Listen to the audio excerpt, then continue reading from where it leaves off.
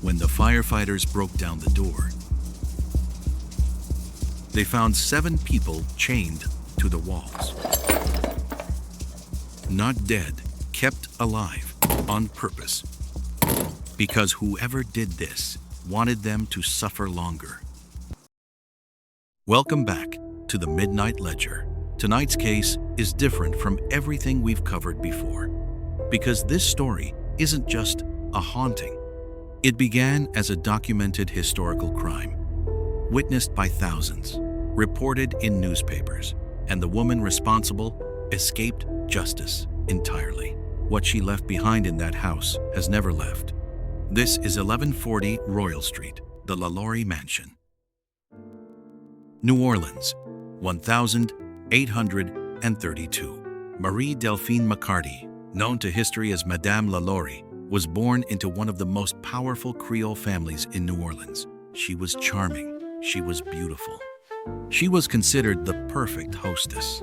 In 1832, Madame LaLaurie moved into a neoclassical mansion at the intersection of Royal and Governor Nichols Streets with her third husband, Dr. Leonard Louis Nicholas LaLaurie. She hosted many lavish parties there. New Orleans society loved her.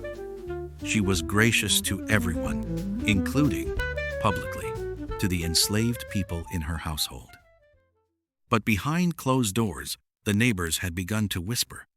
In 1833, Delphine chased a small enslaved girl with a whip until the girl fell off the roof of the house and died. LaLaurie tried to cover up the incident, but police found the body hidden in a well.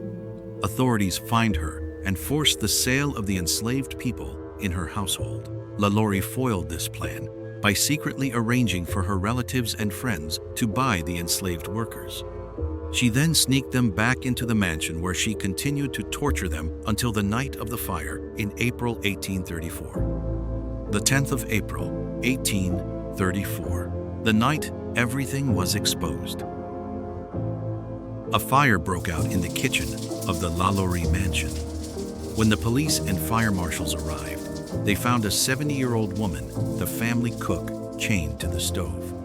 She later confessed that she had intentionally set the fire as a suicide attempt because she feared Madame LaLaurie intended to take her to the torture room as punishment.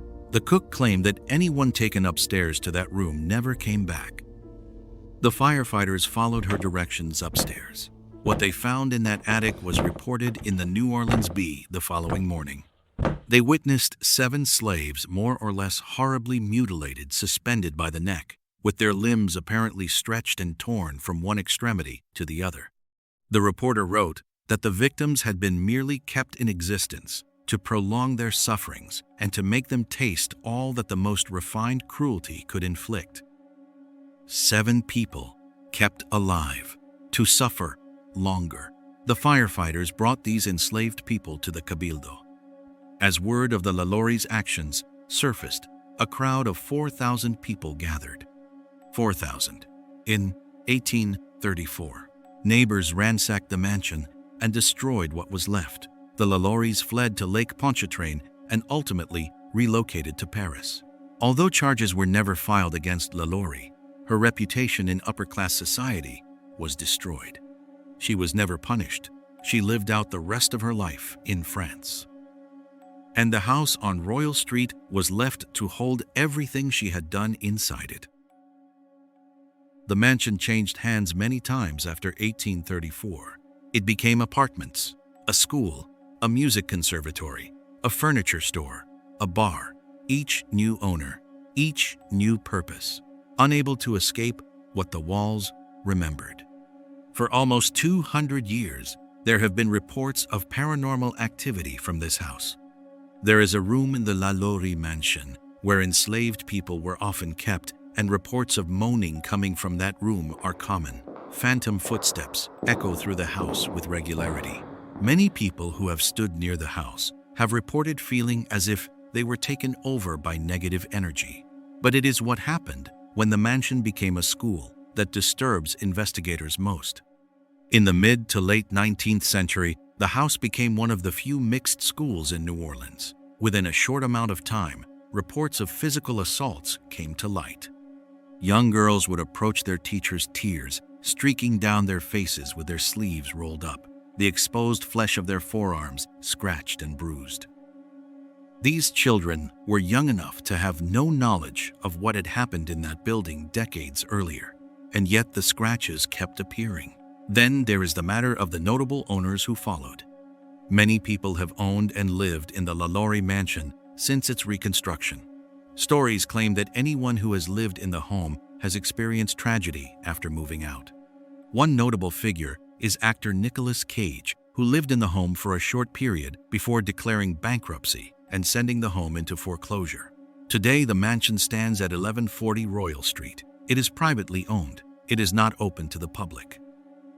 But people still gather outside it every night because they feel something standing at that address that no architectural history can explain.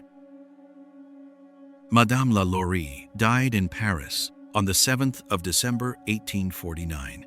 The circumstances of her death are unclear.